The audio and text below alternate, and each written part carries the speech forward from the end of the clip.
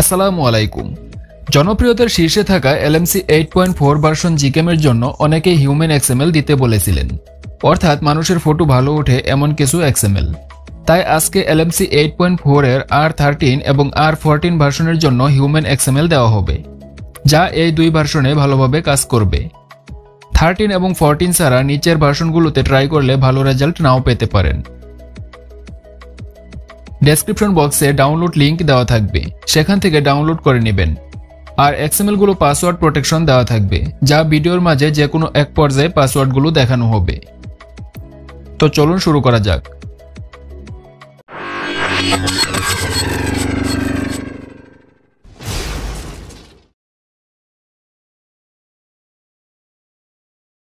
প্রথমে XML setup process.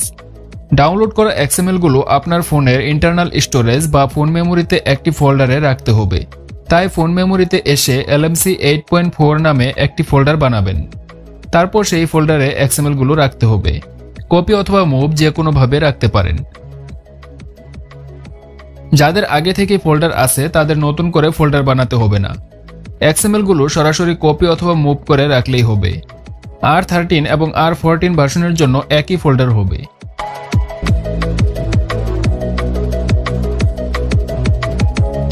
XML setup complete হলে camera open করবেন। তারপর এখানে ডাবল ক্লিক করলে সকল XML শো হবে। মোট 14টি XML দেওয়া হয়েছে। সবগুলো দিয়ে সবার ভালো হবে না, তাই যার ফোনে যেটা ভালো রেজাল্ট দেয় সেটা ইউজ করবেন।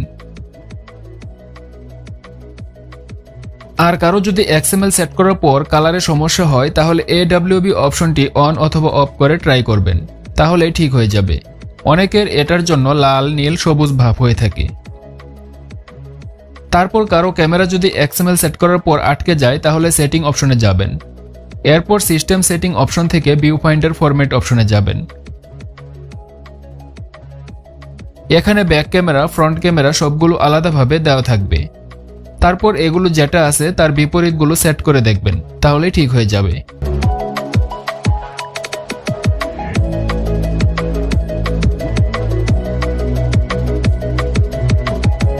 একইভাবে হার্ডওয়্যার লেভেল ফরম্যাট অপশনটা চেঞ্জ করবেন।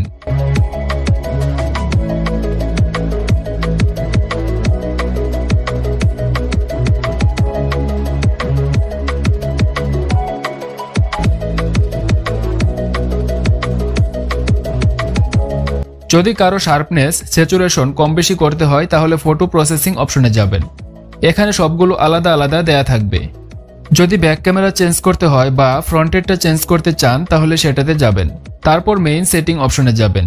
তারপর এখান থেকে শার্পনেস এবং স্যাচুরেশন কম বেশি বাড়িয়ে নিতে পারবেন।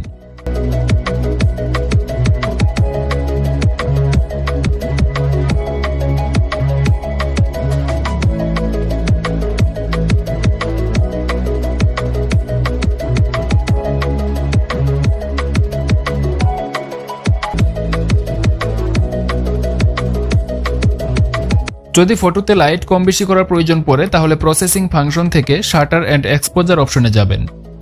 তারপর এখানে মেইন এবং ফ্রন্ট আলাদা আলাদা দেয়া থাকবে, এগুলো কম বেশি করলেই হবে।